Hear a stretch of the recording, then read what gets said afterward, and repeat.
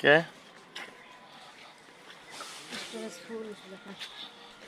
কি করো?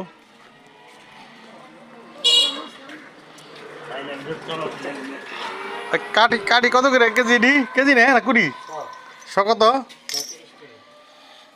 তো 2 বছর আগে তো 30 টাকা আসলো নাকি? দাম বাড়ে না কে? ই চাহিদা কম হ্যাঁ জাল এই ব্যবসা চলে যাবে লাগছে।